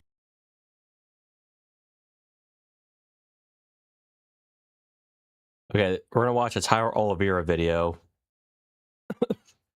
So we're gonna watch our first Tyler Oliveira. Actually, I watched the first one, but never uploaded the highlight. This was uploaded today. I investigate Germany City of real life zombies. So is it our drug city, like when he investigated Kensington, Philadelphia? How many years have you been stuck here? 10 years. How has it been? Jeez. So a woman being taken away on a stretcher. Welcome to Frankfurt, Germany. Frankfurt? I said keep here, moving. But Frankfurt was like a clean city. Hey, where you can use drugs in public until you die. People are actively ODing, getting taken away here in their go. Whether you're smoking crack or selling it, don't worry. The cops are too busy making sure I don't film you. Yeah. Don't want it. So it's legal to do it. The city's goal was to make using drugs safer by giving drug addicts supervised rooms to use illegal drugs, with the goal of treating drug addiction as a health crisis rather than a crime to be policed away, resulting in a concentrated zone of drug use, homelessness, and crime the moment you step out of Frankfurt's main train station. This is, Hi, how are you? Yeah. Okay. Let's go see if Frankfurt's hands-off approach to drug use is saving lives or encouraging a culture of drug use and chaos. I headed to the main train station in the daytime with my bodyguard Nick to find out. After walking for about a block or two, I found an entire chunk of sidewalk besieged by drug addicts, drug dealers, and the discarded needles and foil they left behind. Peace. No problem. Okay. Hi. I think we're in the... Excuse me. Lots of characters out here. Excuse me. Wow, there is a lot of drug use going on here. Injections, lighters, everything, really, everything. No problem. So we just saw a lot of drug use, a lot of injections, really everything, Nick. Huh? Keep walking. We have a businessman walking from work here, it looks like, amidst the chaos and open-air drug use. We really just got to keep an eye out for bottles. Most people are here in an opiated state. Hi. The guy with the hat back there had a broken arm. We could definitely kick his ass. There's a lot. It's really a designated lawlessness zone, so to speak. A little scrap's about to go down here, maybe, hopefully not. Everyone's got a lighter, piss on the ground. There's a lot here. Hi, where are we? Where are we? Bad place? Safe?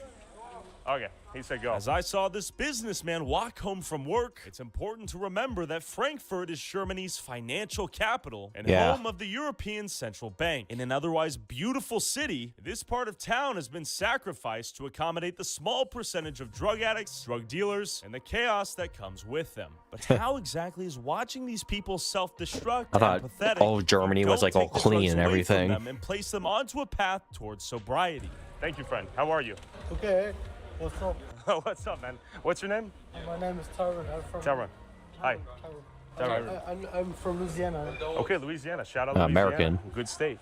So there was a lot going on here. I think we're in a rough area. He's doing smoking some stuff right here, maybe. Okay, yeah, smoking a little crack. Hi. We got security out here. So our friend here is taking us out of the bad area and leading us to the good area. Bad as what you can see. This is as bad as it gets right here? Wow. Okay. Now, our friend here is our unofficial tour guide here, taking us through the area. Hi, how are you? Okay, very good. We got lots of piss, cigarettes, needles out here, smoking in the open air. Hi. Really, people fully opiated, asleep. Huh? We have a friend behind us. No. Huh? No problem, no problem, no problem. Okay, we're moving. Hey, stop. We're moving. Oh, boy. We're moving. I say it to you. Keep moving. No problem. Thank you. That's my friend. Thank you. It's fine, no problem. We're moving. We're leaving. Thank you, my friend. Thank you. Okay. Good thing they found somebody to protect them. It's a good guy right here. Yeah. Good guy. Yes, good to meet you. Then the police right here to top this all off. He's watching our six. Okay, let me give you. When you come back, then I fight. And then you do what? I fight him when You're gonna fight him? Okay. Oh, he might be waiting. Oh, I see. He's watching our six. Of course, we have police right here. While none of this drug use is legal, police like these ones here won't actually enforce the laws prohibiting it, creating a de facto lawlessness zone where it's tolerated. How many people want to fight Yeah. him and him? They want to fight us because we have the camera. Oh, my friend, I have a gift for you. Let me give you something. Thank you, I love you. For you, my boy. You're a kind soul. It's the biggest gift for me. I swear off my mother with this money. 1 week. You're gonna get out of here? 1 week I come. 1 week, okay. So my cash and food. So okay, cash and food. I smoke sometimes weed. I make A little bit of weed. €5 from this. Okay. Okay. No more. Give me a hug. Good man. You're a good man. This is a good man. This is a good man right here. Thorin, thank you so much. 10 years. Okay. He's an athlete. He's taking the shirt off. Holy smokes, you're built, brother. You're built. As we said goodbye to this guy who protected and led us through a sketchy alley. Shirts off. Yeah, you got some muscles. Wow. Okay. Roundhouse. I picked a good guy to protect them. Clear that his hospitality was the exception and not the rule, especially given the camera in my hand. Question. No. Is it crack? Crack? No, I'm just asking a question. Is it crack? Okay, is it crack? It's pointing at me. Look, it's pointing at me. It's pointing at me. Camera's not pointing at you. Okay, look. This question. Is crack #1 out here? Yeah. Crack? Okay. Yeah. Is it safe out here? Yeah. Take you. Is it dangerous out here or safe? Take you. Hi, how are you? Take you. Good to meet you. How are you? We're just asking folks, how is life out here? Didn't mean to make you angry. I'm sorry. It's good to meet you. Crack or fentanyl right now? #1. #1 fentanyl. Okay, good to meet you, my friend. So fentanyl was the big thing there. I'm smoking. Okay, good to meet you. Good to meet you. Damn. And with crack in nearly every addict's hands, I wondered how hard it would be to get some for myself. These guys are, Crack is the biggest thing there, I guess. A lot of them are just, hi, how are you? What's up? Crack? Yeah. How much does it cost for a little bit of crack out here? How much? 10? 5? 10? For like a little bag? Yeah. Okay. Thank you. Just curious. Curtis. character's sort of just chilling on the ground, smoking some crack. Maybe that's Ask. Excuse me, miss. Is that crack or fentanyl? Crack? Yeah. Crack, okay. Thank you. So, you can smell it in the air. Yeah, definitely not the best thing to be smelling, but people are just smelling crack right outside the store there. Reminds me of a lot of cities in the U.S., from Portland to Seattle to Los Angeles, Skid Row, Kensington. The city's made one message very clear. If you want to use your safe to use here. It seems like maybe other countries would end up being like American cities, you know? You have safe injection sites, all of the fun things you need to use your drugs, have a good time. And really, once again, this street is the unofficial border between heaven and hell. These 5 or 6 blocks have been sacrificed. Yeah, look how beautiful that looks, and look where they just were. Drug dealers. So, it looks like a school field trip went the wrong direction here, and they're going through zombie land right now. The police are there. They're not seizing the drugs. They view it as a health crisis, not a crime, which I get. But then you're supposed to couple that with taking the drugs away, giving them rehab, whether they like it or not. Or, in my opinion, you're just allowing them to kill themselves on the public streets. The opposite of compassion is not malice, it is indifference, in my opinion. Like, for instance, this guy right here. He's got the needle, he's got the bong. Hi. No shoes on. I mean, how is that compassion? In fact, a big difference between here in Frankfurt and Portugal, a country that decriminalized drugs, is that Portugal confiscates drugs from addicts on the spot, and when you're caught, do they really? refer to the Commission for the Dissuasion of Drug Addiction, made up of a legal expert, a doctor or psychologist, and a social worker, where you have to show up, and they can implement penalties, fines, suspend licenses, enforce travel restrictions, and mandatory check-ins. Basically, Frankfurt's system is missing the most important part, taking the drugs away from the drug user and coercing them into treatment. But it's worth noting that while Frankfurt's harm reduction model is clearly not stopping the rampant open-air drug use on the streets, drug overdose deaths have fallen dramatically since its implementation in 1992. Me. Shut the f*** up. While I occasionally got pressed by a drug user on too many stimulants, the majority of the fiends here were pretty passive and simply wanted to get high in peace. But the drug dealers on the block were a different story. Yeah. Jeez. Yeah, maybe. How are you, bro? Good, you? Good to meet you, man. Yeah? Just going for a walk. You want to see what's up? Hello. Where are you from, bro? From Frankfurt. Deutschland. Yes, Deutschland. How is it out here? It's good, you know. I like it, but don't post me because this is my corner. This is your corner? Yes, I don't do this here. Where you sell chocolates out here? Look there. Yeah. It's not good corner today. It's you know? shiesty. Yes, it's a bad day. Okay. Do not post. Okay? And we'll blur you. Okay, blur. Blur you? Yeah. You sell chocolate out here or what? Chocolate and ecstasy. While the drug dealers profit, there's never any shortage of customers here. Chocolate basically is drugs, I think. It's so addictive. How did you end up coming from Ohio all the way here to Frankfurt? I was visiting my children at my mother's place. Then I was stuck here. How many years have you been stuck here? 10 years. 10 years? Yeah. Okay, how has it been? It's not good. It's not good? Look at me. I was looking, I believe. What happened? I had a friend, he had a hole in his leg, and I was cleaning it, and went like washing my eye. It infected you? Curious. Oh my Your god. friend had a hole in his leg, you tried to clean it, and then it damaged your face? Sick.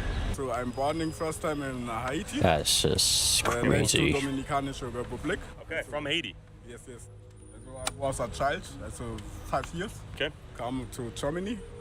And then with 19 years live at home. And after That's just smoking right on camera. 19 years, also my age, Yeah. I go. You left. Yes. I live Ukraine. How did you end up here in Frankfurt? I fear about problem crack, fentanyl. From Morocco. How did you end up here in Frankfurt? Addicted to the I thought I can go here and take some things that will help me, but it was a bad idea. What happened once you came? At the beginning, it was very nice, but with the Yeah, look time... how beautiful it looks on their side over there. How old are you? 21. 21. So you came out here when you were 18? Yes. Wow. Yeah. Does your family know you're out here? They know.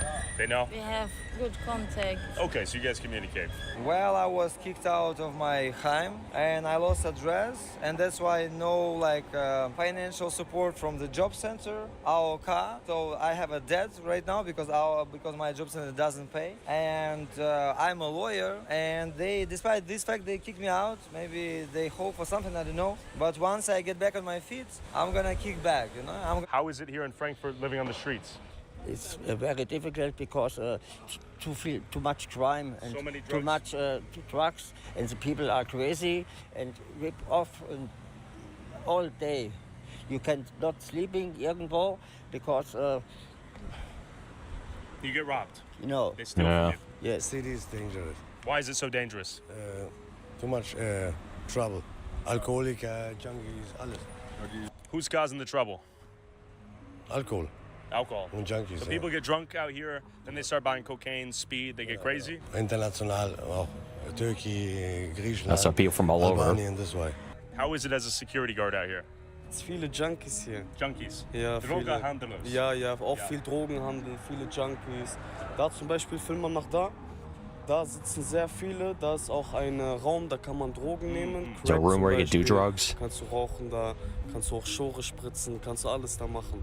Das ist auf jeden Fall hier der Bahnhofsviertel. Es geht da hinten weiter komplett. Es geht bis da hinten hin, dann vorne nach links. Alles überall Junkies und Puffs. I see the holes in the legs. Do you use trank, crack? What do you use? Crack, fentanyl?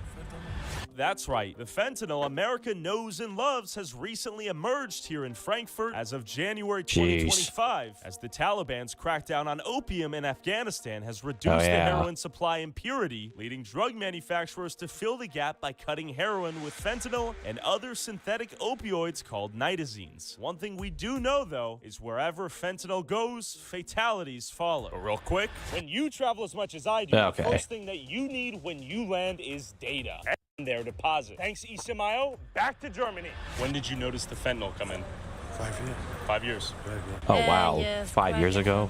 Stein, yeah, that's the rock. Auf English, that's the rock. You know, that's cocaine that was boiled in soda meets water, and it can be smoked because cocaine can be sneezed only, and people. Sneezed only. That's what I found. Like just. Hauptwache, yeah? That's, I see some clothes. Yeah, so there was like a place, you know, the place like a park, and it's free, kostenlos. Okay, nice. So I took it, and right now, see, I gave it just for free. So I made this world a little bit better. Any fentanyl? Danach I looking for, I'm smoker, not. Watch. No problem, friend. No problem. It's me and him. It's consensual. He's my friend. No, it's just me and him. No problem. We're talking as humans. Yes. Him and I. No problem. Good to meet you, friend. No problem. No, I have problems with my family. I understand. 10 days. Yeah. No sleep. It's okay. Yeah. What's the biggest drug of use out here? Crack or fentanyl, heroin? For 20 years was heroin. Heroin. Now, that 990 is crack. So after the and 90s, now it's crack, and Fender is that 2 years ago. Yes. Yeah, it's new. Yeah, it's new. Have you noticed that people using fentanyl tend to overdose more? Yeah, it seems. I'm crazy. I make in America, it's the case. Because it's crazy. Have you tried it? Have you used it? Fentanyl? I have one time. With alu smoke, but it's not okay. It's for my.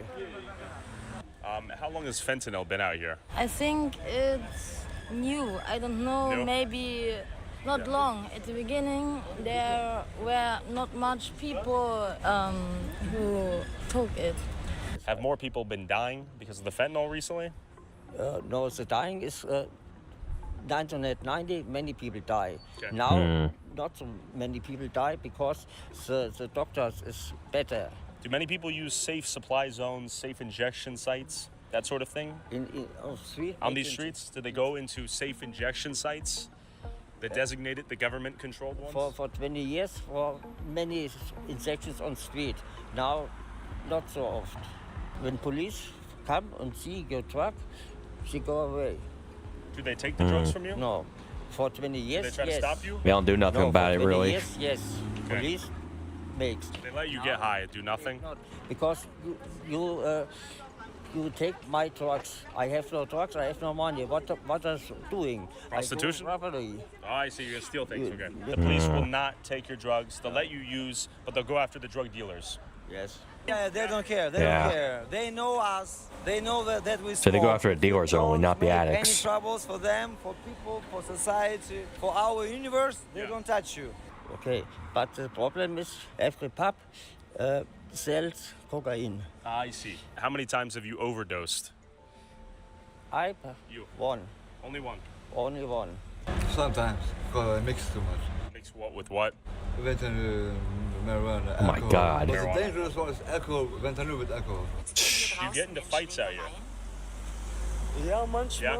manchmal passiert es. Zum Beispiel letzte Woche hat mich einer Hurensohn genannt. Hurensohn, you know what's Hurensohn? Son of a bitch. Yeah, son of a bitch. Yeah. So a guy attacked you? And yes. And you with beat a him up? knife, yeah. How my did you God. stop him?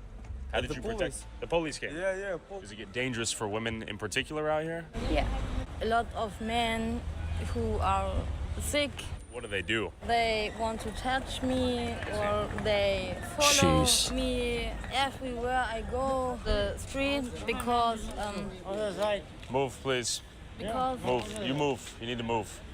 Move. I'm talking to Oh her. my God, Move. you're trying to go after her, Move, bro. probably. Just keep going. Keep going. Keep moving. Go. Her and I are speaking, all right? Just go sit down. Do you see yourself here for the future? No. No? Where would you like to At go? all. I want to go to Bingen or some way because I can't go to the States anymore. And then I want to get a job. And Okay. something like that. But I can't get up. You just can't get out. Does the government here support you with housing, that No, sort of thing? Nothing. What's your next move? My next move is I go to the La Strada and get some help to get my paperwork done and everything. Okay. And after that, I will go to other city. And where do you sleep at night? Right here. Just like that. Jeez. I can't imagine you get good sleep. I want to get some structure in my life that I wake up, have some breakfast, clean my teeth, maybe come here for 1 hour, go to work, have some hobbies, go to sleep. Okay. That'd be good. The question is, how will Frankfurt's harm reduction approach adapt to the newly emerging threat of fentanyl, as they've only really had to deal with crack and heroin historically? Are you smoking crack Yeah. right now? There is no f***ing train right there. Now you But they might take more drastic measures, probably. Smoking crack or is it marijuana? All right. In fact, it seemed like everyone and their mother was tweaking out on something else. These people, do they clean up your guys' mess at night every day? Yeah, every day. So every morning they come and clean it up? Every day they clean. Every day they clean. Someone presumably ODing right over here, being taken away in a stretcher. These guys cleaning up the mess from last night's festivities. Shout out them. So a woman being taken away on a stretcher. Go. Huh? Huh? Hello. Okay. Sorry. Okay, I can't film. Okay, we just want to show that people are actively ODing, getting taken away here. Rampant use in real time. No problem. These people are cleaning this up. Look, I mean, just look at the chaos right now. The mess is being cleaned up. The woman's being taken away. I'm the problem with the camera, of course, not the dealers, not the users, not the mess. So they care about Okay, more. good guy. We have They the care police more right about here. It's people worth noting we have of these him guys filming doing them God's than work right here. people Lots of nice dying guys from in drug the police. I use. just want to talk to me. I'm probably the problem somehow, some way. These women over Yep. here are pissed off at me as well. I'm not allowed to come with the camera. What's going on, man? How are you? I'm doing good. It looks like someone got taken away. I think so. I won't be doing anything, but thank you. They clean up the streets every day, don't they? Every day, a second, when they're always the cleaning, you know? These are good men. Yes. Good men. The police right behind me watching me. We have 3 activist-looking women over there, some German blonde chicks sort of staring me down, asking why I have the camera, and a woman taken away in a stretcher. The EMT said, no, don't film. Sort of the same culture we have in the U.S., the harm reductionist culture and phenomenon where they help you use drugs until you die, give you the harm reduction in the short term, but long term, we know how this ends. I mean, look at this. Yep. Hypodermic needle on the ground. All the drug spoils from last night and this morning. You're driving through a street full of junkies right now. Yeah, that's. What is your opinion on that? Yeah, it's normal here. Is that good or bad? Yeah, it's normal here. It's not that good. But I these- have some food for them. I see. So you're handing out food. A good man.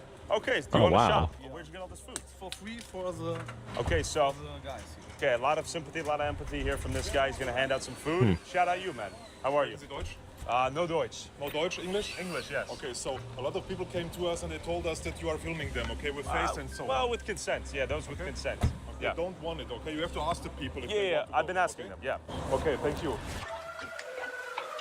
While you've seen a taste of Zombieland during the day, does it become noticeably more dangerous and chaotic at night? Let's Yeah, go find definitely. out real quick. Oh god, what's this? Sadly, YouTube won't let us show you some of our craziest footage. The Patreon Noting what the hell is in ad. this bathroom? Clean bathroom? No problem. Well, we haven't gotten stabbed yet, so that's pretty good progress. Only a few Hey, fellas going out driving in around these this towns at hour. nighttime, He is, that's just What are you burning? death sentence. What are you This burning, guy okay? just goes Crack? to What extreme do we got? lengths for our entertainment and for our Cool. education. Can I see? What? Oh, you're gonna show me? Okay, let's see.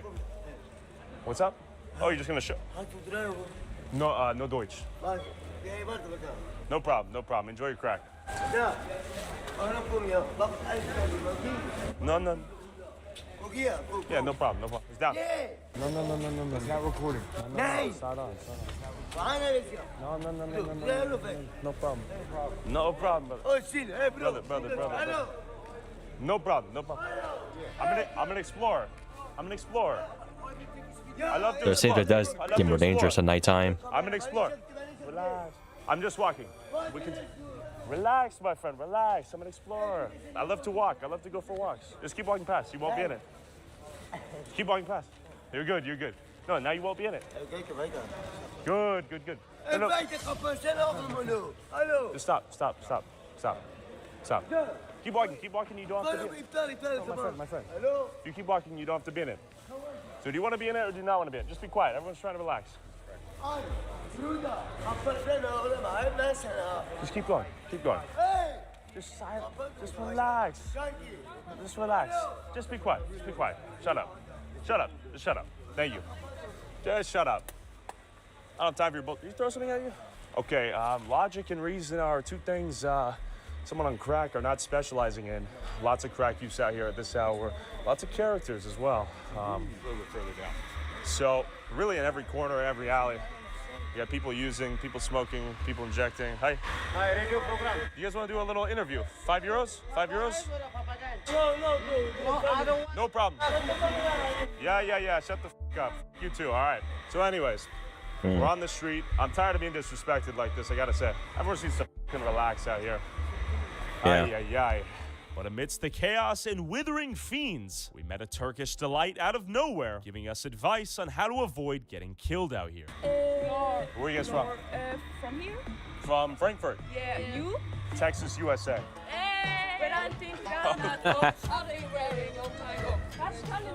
My God. Okay, they're doing a German dance for us.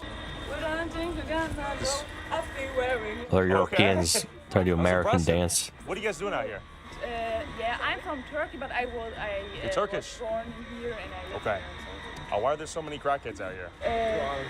This is the scariest street of Frankfurt. This is the fair dangerous. I see. You don't look very afraid. No, I'm not because I.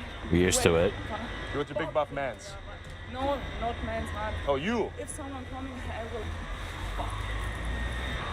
Don't look at their eyes. If you're walking and then they come so, but if, Okay. if you're walking so, they have a normal type. Okay. You have to do like they are normal people. These people, something happened that this is so their life. Here are the people that make everything. Heroin, crack, fentanyl. Everything. Here, the police drives here and they know this. They do nothing. They do Nope. nothing. My English not so good. Do they attack you? No. They don't do anything to you. Attack- I didn't hear her coming. No, She was elusive. if someone says something, then you have to say, halt deine Fresse, lauf weiter. I think that's not fast enough. Someone say, no, just if someone tells you something, don't look at them, don't talk with them. But here you are in the dangerous thing. So here are the people that do this because here it's legal. But Decriminalized? Yeah, so, and the puffs, so they where they're cracking, so the women, They're fucking out here? Yeah, these Yes. apartments are everything, there are things. So, Compartments. yeah. So we headed Jeez. towards the red light district, where they hate Ah. cameras more than the drug addicts. Very nice. I like it. Bye-bye. I'm okay right now. No worries. How are you guys? Hi. Hi. Okay, I'm addicted to drugs and I'm using crack, fentanyl, and all that stuff. Okay. I noticed we got brothels, we got drug dealers, we got the drug users. Is it dangerous out here? Is it pleasant? How are the vibes? Yeah. Yeah? It's safe. Even right now, they've said don't even come out here at night. Honestly, it doesn't feel that bad, you know? As long as you mind your own business. The cameras are a big problem, but It's not a weekend. not you the know? weekend. It's not a... And do they mind when you use drugs out here? Do they do anything if you use crack out here? Yeah. They do? Yes. What do they do? The cops will say, okay, it belongs to the police, you know? Really? Yeah, it belongs to the police. And he will say, okay, go to another place, not in the public, and they're quite cool, you know? So I think they need us. Why do they need you? Because they want to know who the dealers are. I see. So they're trying to use you as a gateway to get the dealers, you think? Exactly. A lot of the guys around us. Do you want to see how to use it? Just show me. Don't have to show me. I just want to see the tool. We got the instruments right there. Those are lyrical. And what do we got? Those pills? Yeah, they straight. You guys want to Jeez. do an interview for €5? 1 minute of your time? Okay. You got English or what? Yeah. Let's do it. Yeah. After straying into the red light district, our luck began to run out. With the meet you, can we come a little bit? No problem. Hey, come down. It's not on you. Hey. I'm with her. Ish. I'm with you. I'm with you. They're just. I'm working on. Hey. Oh, whoa. A weapon. I'm coming over here. Stay there if you don't want to be on film. What do you want to go on? You want to be on film or you not want to be on film? Then keep fucking moving, all right? I said keep fucking moving, mother. What do you use out here? Crack, meth, fentanyl, heroin? To be honest, my prime, what I use here, prime is crack, but what I also consume twice is benzos like Rivotril Oh, God. or Bromazepam. Nein, das ist zu viel. I don't know what just happened. It was in Deutsch. Thank you for your attention. Thank you for your time. And I was finding people from all over the world out here using drugs on the sidewalk. I was born in Long Island. How the hell did Oh. you end up out here? The law. New York. What the hell did you do? You son of a gun. Yeah, after I sat 15 and a half years in Sing Sing, yeah. No, I just took off and I flew from New York to Amsterdam, and I was living in Amsterdam for 11 months, and then a friend of mine said, come, you go to Germany. I said, what's Germany? It's the next country over. I've been here in Frankfurt now, here in Bahnhof, 29 years. You like it more or less than New York? Less.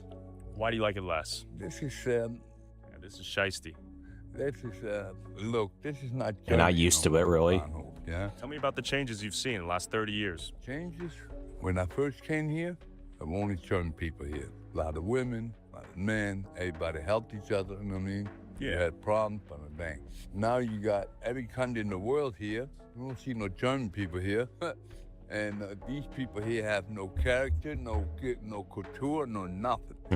They shit on the street, they sleep on the street, eat on the street, and that's it. They're not trying to do nothing else.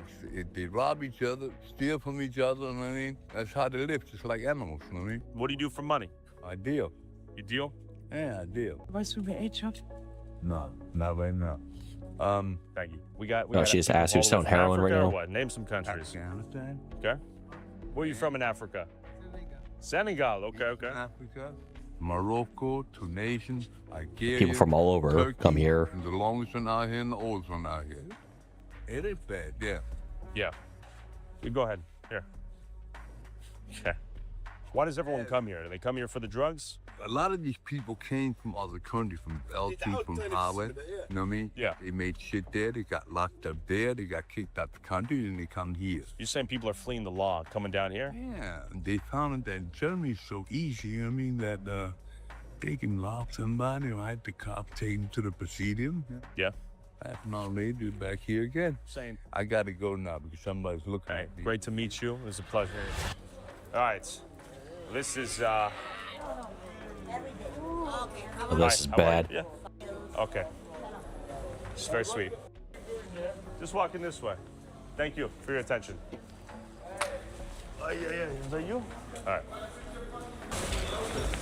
Yeah. Okay, people are not a fans of the camera here. No surprise there. But we managed to have a few civil conversations. We just gotta watch out for the fiends who. All right, we gotta be on guard here. Hi. This way. No. Okay. Oh my God. Does anyone want to do a little interview? No, just a little. No problem. We want to do a little. Do you want to do a little interview? No, for me, it's Okay, no problem. After narrowly avoiding getting stabbed, I ended the night by pleasantly running into a goth maiden. Who am I here with? I'm Amelie.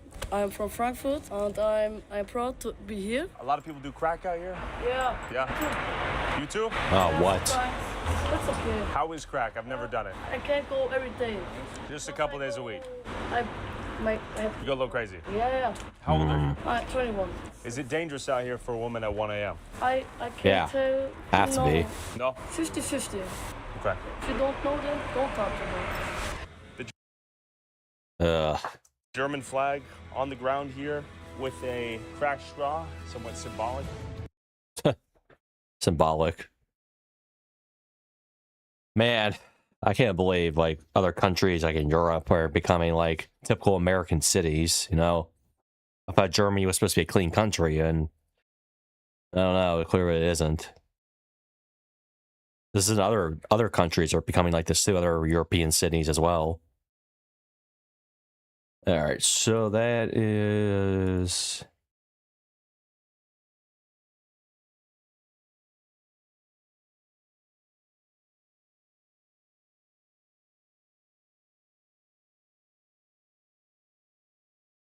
that's gonna be all the videos for today.